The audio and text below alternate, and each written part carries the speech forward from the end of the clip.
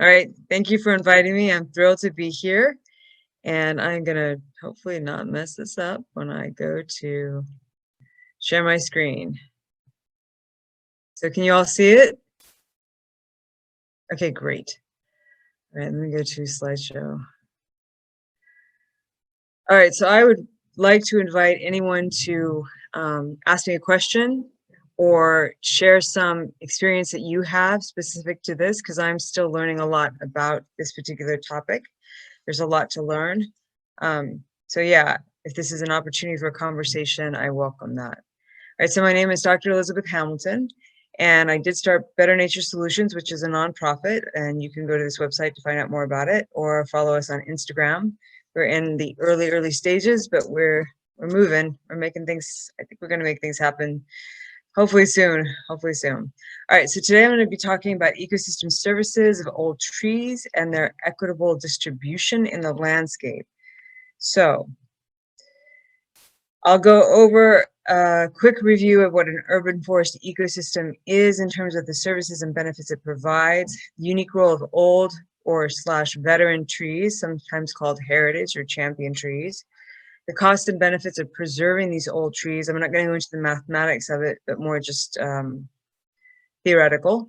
And then I'm going to focus more on the equitable distribution of green infrastructure, including development and management. And some of these slides are going to be new. I just added them today because I wanted to expand that part of the presentation, since that seems to be more, I mean, that's what CAC does, right? So it seems like a better fit to focus on that. I'm so sorry to interrupt. I am noticing that we can only see half of your screen. I think when you went full screen, it might have cut your presentation in half. Now we can see all of it. So that's fine if you want to do it this way. Oh, that's so weird. Okay, that's fine. Great. Hold on, let me get back to it. Okay, you can see all of it now? But now you can't, right? Now you can. Is it the slide version, or are you seeing all the little? All right, great. Whatever, we'll go. Okay. All right, so, and then looking at some plausible financing strategies for cities and counties. All right, so an urban forest is essentially everything that is housed within an urban parameter or perimeter, right? And so that's all of the green infrastructure from the perspective of biology. We often think of green infrastructure as being solar or electric vehicles. And it's so important to remember the biological component, because without it, we do not live, right? We do not breathe. So some of the environmental, economic, and social benefits that are provided by trees, especially mature trees, plants in general, but especially mature trees, are things like they produce oxygen for us to breathe, kind of a nice benefit. They can sequester carbon, so they can lock it up in their woody tissues, which are literally just long chains of carbon attached together in incredibly complex and magical ways. So they have surface, waxy surfaces and hairs on the surface that are called trichomes that collect particulate matter. So they literally collect the particulate matter of pollution in the air. They can reduce stormwater runoff. This can include like erosion and water runoff flooding into streets, or the water that's going into sewer systems that then has to be treated and dealt with by the municipality, right? They also can clean stormwater. So a lot of these trees have a microbial membership with them. They have a microbiome, just like you and I do. And some of those microbial members can actually uptake nickel and lead and arsenic, which are common byproducts of a fossil fuel transit system, fossil fuel-based transit system. So they can pick that up out of the water, keep it out of our water tables, and keep it out of our surface waters. Of course, they're great habitats for humans, for businesses, and wildlife. And so the urban forest is a real opportunity for biodiversity conservation as well. Economics, a lot of these benefits bleed over into that economic, right, as well as the social benefits. So they can reduce the demands on infrastructure, such as sewer system, dealing with quality of water and quantity of water moving through that system. And then also energy. So they can have amazing benefits. You know, if you live in if you've ever lived in a second-story apartment with no shade that's facing southwest or west, you know that a shaded tree would have been a lot better on your utility bill than that full open exposure, right? They can also boost economic activity in commercial areas. So people will preferentially shop and spend more money, cognizant of it or not, on a well-shaded, tree-lined boulevard than they will in the same commercial landscape without trees, right? So we are attracted to nature. Our brains have the chemistry to react to nature by releasing happy compounds, happy molecules. And then, of course, they can increase property values, whether that be private or public. They create social opportunities as well by providing opportunities for, urban forests do in general, for recreation, aesthetics. Improving public health means also improving one's mental well-being, right? So if you're sick all the time or you're spending a lot of money on healthcare, that's going to impact your mental well-being. So in addition to just the fact that we release these happy compounds as a result of being in nature, we are also going to get this other social benefit of just feeling better about ourselves health-wise. They're traffic calming and can also lead to increased pedestrian cyclist safety. And then one of the things that a lot of people don't think about, including me, is how much they can muffle noise. And noise pollution is having some really important problems or important impacts on human cognitive response or behavior. So even though we don't recognize the noise levels, there's research showing that increased noise levels are impacting human cognitive ability. And then finally, they can help reduce crime rates. So a lot on that slide, but there's a lot going on. They're giving us a lot of services. So what we often see, and it depends upon the city you're living in, where you're located, of course, because everything's context dependent, but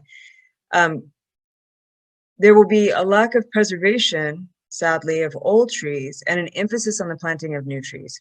So for example, Los Angeles planted 1 million trees, but they failed to budget for the conservation, preservation, management of those trees.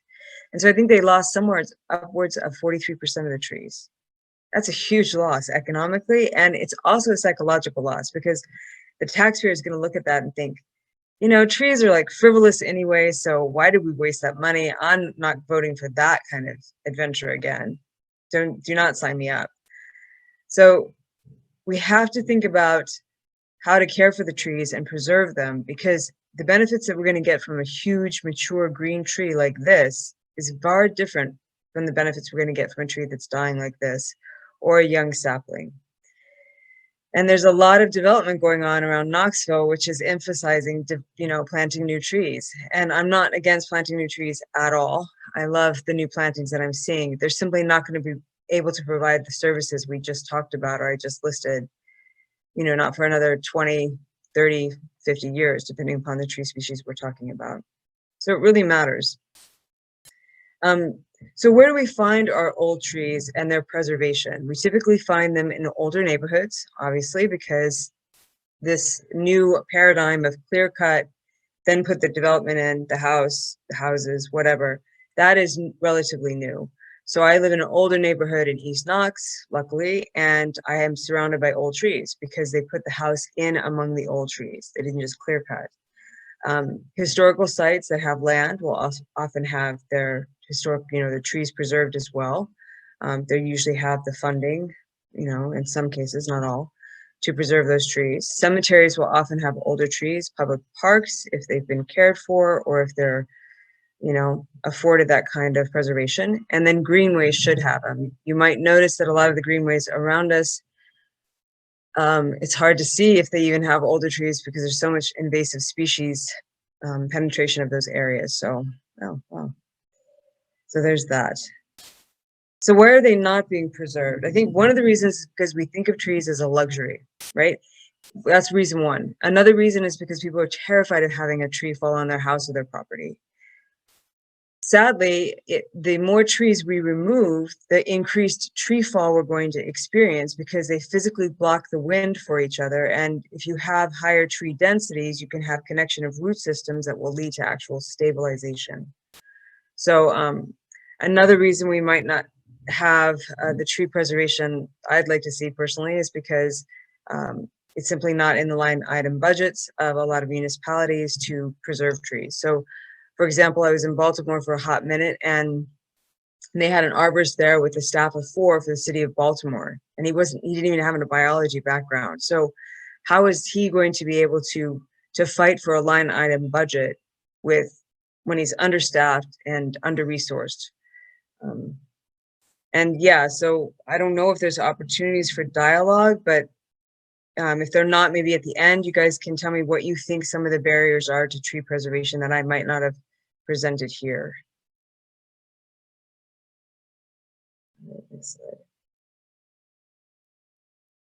So if we look at some of these benefits, comparing young and healthy trees to young and unhealthy, we see there's a low benefit in terms of carbon sequestration potential, energy conservation, improvement of water quality, reduction in water flow or hydroflow across the urban scape, which is also going to have an affiliation with erosion in places like Knoxville, improved air quality, and then the other human benefits, as well as property storm protection. Because like I said, the larger the tree and the more of them, the better protection you're actually getting for that property instead of the inverse. Whereas young, healthy trees, you're going to get minimum, but you are going to get some benefit, potentially. Sorry, I messed that up. You're definitely going to get from young, healthy, but young, unhealthy, that's minimum to zero benefit.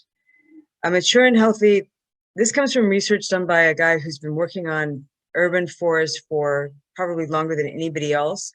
And this is a very fuzzy version of his research. I just wanted to shove the numbers into these easily digestible categories. So forgive me for that, but basically this follows the research that he's produced for a couple of decades now. So you're going to get your maximum benefit for all of these ecosystem services with mature and healthy trees.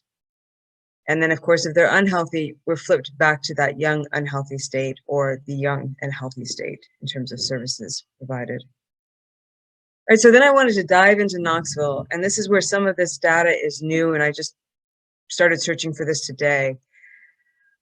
Yeah, so I wanted to look at Knoxville's tree numbers in terms of ecosystem benefits. So there's a really cool program called iTree, and they have a bunch of ecosystem benefits that you can sort of plug and play into their program, and they'll produce a lot of data like what you see here. So in terms of dollars, so this is all in total dollars per tree, and dollars per capita, so per individual essentially. We have an energy savings of, when we look at the total benefits, of around $600,000, right? So over $500,000. That breaks down into the energy of around 75, 20 for carbon capture. We're looking at negative numbers for air quality, and I'll hypothesize about why that is. I couldn't find it in the report. And then stormwater benefits around 200,000. That's a typo. Let me fix that. And then this whole section of other has a huge, it's half the benefits are in other here. So that's a lot of payoff per individual, right? And these are annual payoffs, right? So this is for a whole city. So I wondered, okay, how does that compare? And I figured I could get a bunch of iTree data. It would just be like floating all over the web and it'd be easy to find, and I was totally wrong. So the one thing that I was able to find that might be kind of comparable, actually the only data I could find quickly, sorry, was Balboa Park in San Diego. But I thought this was fascinating comparison, okay, because we're looking at 1998 data from a park. Now this park is a phenomenal park. It's historical, it has huge, amazing trees. It's essentially an arboretum, right? So it is an exceptional park. It's very well cared for. But in 1998, they were showing essentially total revenue as a result of ecosystem services from the trees in this park, in terms of captured carbon removal, of well over the total benefits for the entire city of Knoxville in 2011, which just seems crazy. That's, almost 15,000 trees, right? So how is, I don't know. That's a good question that we should be asking, I think. And then in terms of pollution and avoided runoff, they had, these kinds of numbers here. All right, so let's dig into that a little bit more. So if we look here, this is the distribution. Can you guys see this well enough? Can you read this graph? Yes, no? Or is it too small? I think it's a little small. Okay, it looks like it because you're getting close to the screen there. I can stretch it out, right? You can see it when I stretch it out. So I'm gonna just play with this because I can. All right, so look in here. Is that better? Okay, this is the distribution of tree sizes. All right, so this is diameter at base height. That's just 4.5 feet above the ground. You take the circumference and then you divide it by a number and you get this proxy measurement for essentially circumference, right? So you can see these are the small tree sizes, right? And there's definitely far more small trees in Knoxville than there are large trees. There could be a lot of reasons for this. I didn't find an exploration for this data, which may be because, I mean, to be quite honest with you, it's politically charged. So I'm trying to not charge this presentation with politics, but I'll just throw that out there anyway. So if we look at the kind of trees that we're going to find in that park in San Diego, they're looking like this, right? They're huge. I mean, that is an enormous air filter. And even though the park has a lot of concrete and hard surfaces in it, it still has this abundance of mature canopy cover that's providing all of those services in that teeny tiny space. But we live in, an Appalachian biodiversity hotspot. Like our tree diversity is phenomenal here. So we could have this. We simply have to invest in it, right? We have to understand the services that are provided are real, right? And they have real economic payouts, which I think that's really where we have to talk to people. The level we have to talk to people at is really about economics and health, because that's where the interest comes. All right, I'm going to hypothesize some more about this pattern here. Maybe at the end we can talk about it together. I'd love to get some of your ideas, what you think could also be limiting the benefits that we could be receiving and are not. We're really lucky. We have an urban forester who's highly skilled and knowledgeable. A lot of cities don't have that. So we're doing good that way. I think maybe we just need to provide him a lot more support than he's currently getting. Empowerment, both financially as well as socially. All right, so preserving trees so they can become old. How do we do this? This is where I'm starting to go into equity, the issue of equity. So one is we empower neighborhoods. Empowering neighborhoods and avoiding the neighborhood association based on the research is critical. And it's critical perhaps, and this is me just hypothesizing, because it doesn't provide for this thing called free, prior, and informed consent, which many of you, maybe all of you, have heard of before. This is a programmatic approach that agencies like USAID started to adopt when they realized all of their failures in developing and least developed countries. So this approach could be applied anywhere. And basically what it is it's making sure that the community takes leadership, and that they're not just taking leadership in telling you what they need, what they want, but they also are provided all of the resources necessary, including time, patience, money, and whatever it is they need to make bandwidth issues less of an issue, right? Because a lot of people who are working in or living in poor neighborhoods where there's, worse canopy cover or less canopy cover or both, they don't have the bandwidth, right? They don't have the bandwidth for a lot of community engagement necessarily. So free, prior, and informed consent is providing that kind of freedom. That's where the freedom is. It's a word encompassing a lot, right? So the freedom of having the time and all of the resources necessary to make an informed decision, and then having your voice empowered such that that decision actually matters, right? So there is follow through from it. Okay, so it's a great model, and I think it could be used at the community level, the neighborhood level. I think we need to incentivize developers, and other cities have done this. I used to live in the Phoenix Tempe area, and what they did there was, and there's legislation, we can just cut and paste the legislation essentially. What it does is it basically gives developers a little bit of money, enough to incentivize them not to take down the old trees, but instead have that old tree dug up, okay, by a company that's excels in that. Okay, so now we have a new industry and new employment for people with these companies that can dig up and transplant, successfully these mature big trees. And then they sell them for thousands of dollars to another developer who then has an Insta garden, so to speak, for his or her new shopping mall or their new housing development. Sadly, these huge trees will typically go to the wealthy areas. That's something that could, that would take some real political, social engagement to change, but we're at least saving those trees, right? It's a start. It would certainly need to be improved. You also need to have knowledgeable arborists, right? So we've got a knowledgeable arborist leading us, the urban forester, but we don't have any quality control in arboriculture in the US in general. We have an association, but it's not really adding a lot of control at the ground level. So in Knoxville, anybody can call themselves an arborist, anybody can remove a tree. They just have to have a truck and a chainsaw, right? So if we're not honoring this particular profession, then developers are not going to hire arborists like they used to. I was just staying at a historical hotel in Roanoke where they had the pictures of when it was being developed, and you could see these old trees that are still there. They had someone come out and show them how to not grade around those trees and how to treat the tree root system to protect it from all that construction that was going on. Tree ordinances are important, and they should be associated with local as well as historical cultural consciousness, right? So the tree ordinances should reflect the communities. That's an issue. All right, and then also the ecological value, I've kind of gone into that already, so I'm going to move on past in the interest of time because I see I'm running out of it and I really do want to hear your feedback.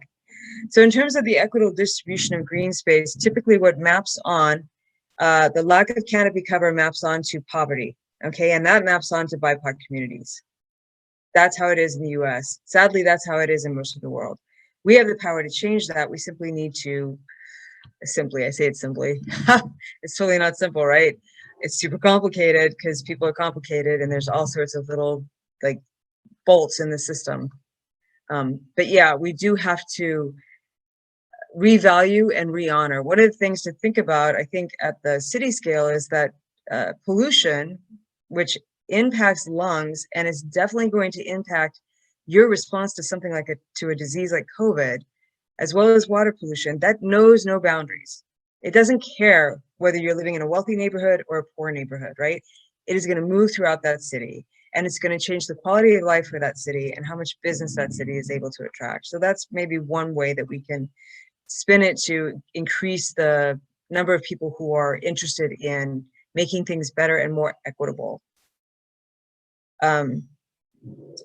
So in terms of considering higher rental densities, those are typically higher percentage of BIPOC and lower percentage of tree cover. We can change that in terms of development, right? So just even rights of way. So there's those areas that are between the sidewalk and the street, if you have a sidewalk, those should be lined with trees, right? Regardless of what the development is in that area. So increasing right-of-way tree plantings is a key way that Durham has done it, and I'll show you that in a minute. And then also the issues with devaluation based on social status is a universal human challenge, and it challenges us in every possible way of infrastructure development and actualization, including green. And so devaluing of BIPOC history and culture is part of one of the drivers, right? So initially it was redlining and now it's devaluation. And I think there's a movement, and young people like you are integral in making that movement stay alive, right? Keeping it alive so that we can have the kinds of changes we need and have a richer community, not just in terms of trees, but also in terms of culture and people and diversity, because the diversity is really, it's biological, right? And we are part of that biological diversity. All right, so if we look at whiteness in Knoxville, you can see here that it is the concentration of people who are not white is in the city center, southeast here predominantly. And this one is, I'm going to expand for you because it's hard to see. This is a look at tree cover losses. Okay, so here's the potential for revegetation, and here is the loss of tree canopy cover. So this is the, yeah, so you can see here that we have low canopy cover in those very areas where, I mean, I'm kind of surprised we're losing so much here. So this is loss of canopy cover, except that a lot of the tree care that's done over here is taking them away instead of actually preserving them.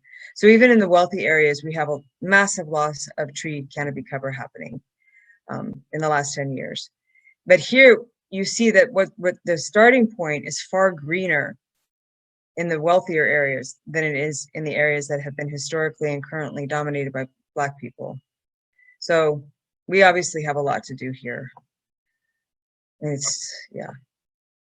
Okay. So this is I wanted to find a study, like a positive study. And the one that I was able to find in a short amount of time was a Duke study that was done for Durham, North Carolina. And so they asked questions like, where are the city trees located? Why are they distributed that way?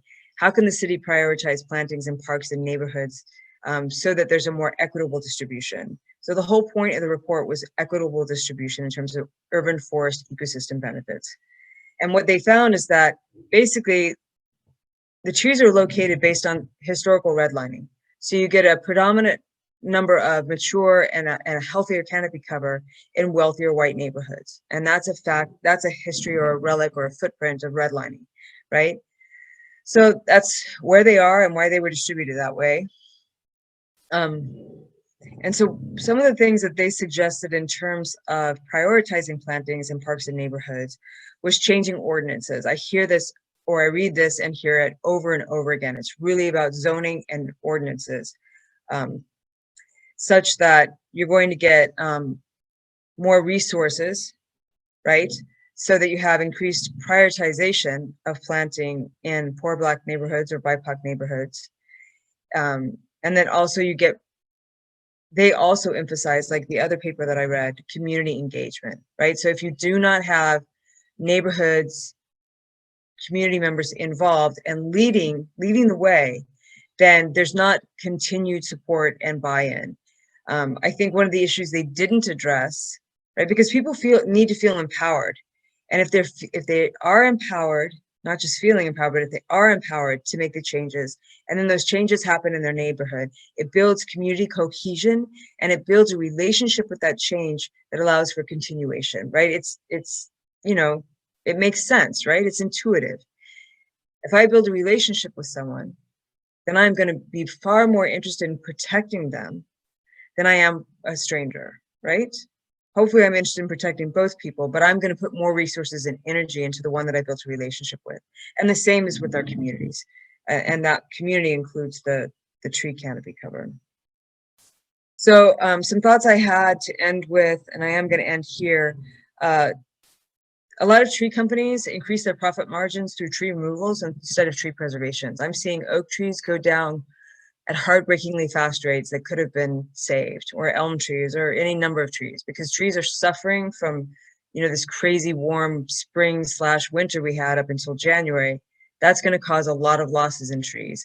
And sadly, because there's no regulation or quality control, people will just come in and remove those trees. And, you know, the average individual shouldn't know, but the arborist or the tree worker coming in should know whether or not that tree can be saved. Increased investment in parks in Knoxville. Is there a discrepancy? I don't honestly know.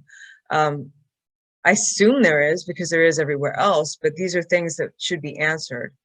You know, I read the tree report, the most recent tree report, 2011. Maybe that's not the most recent, but that's one I could find. And the word equity was mentioned once, only once, in a very, very long report.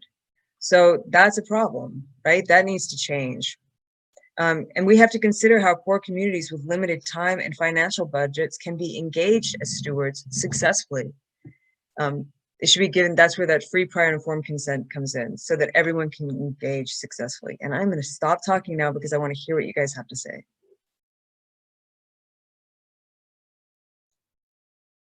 First, I'll say thank you for that presentation. That was great. I had no idea that those maps of whiteness in Knoxville and healthy trees or tree growth or canopy growth would be so parallel.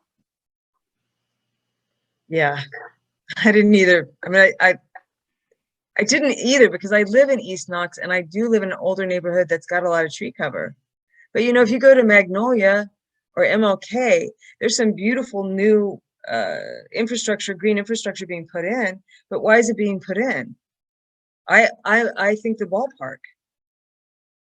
You know, would it have been put in without? I don't know. I'm being cynical. I'm sorry.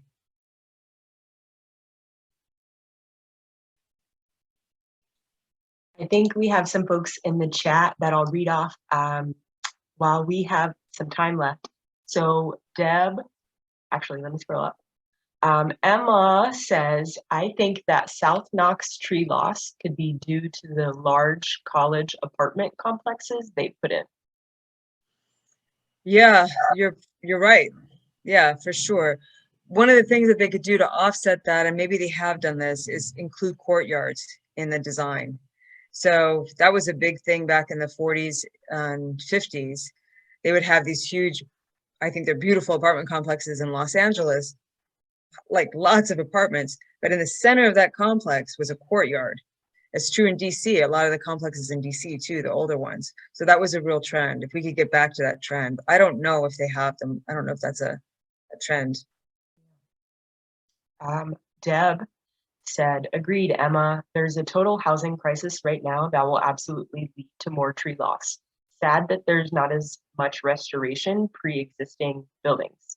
With so many students being admitted to UT alone, it's kind of scary to think of how many new buildings there will be in the area soon. But on a positive note, I visited the Angel Oak Tree in Charleston, South Carolina. It was pretty magical. It's over 300 years old. That's pretty cool. A solution to part of this, and this is another thing that developers are just behind. I'm sorry, they are just behind the times here. We have flat roofs all over Knoxville. Those should be vegetated. So even if we couldn't get large trees on all those flat roofs, we could get small trees and we could get that greening, that canopy, basically turning a building also into a canopy. So there's ways that people can do it. They need to think outside of the box, and you know, maybe there's a little bit, shave off a little bit of that profit in order to invest in the larger community. Yes, yeah.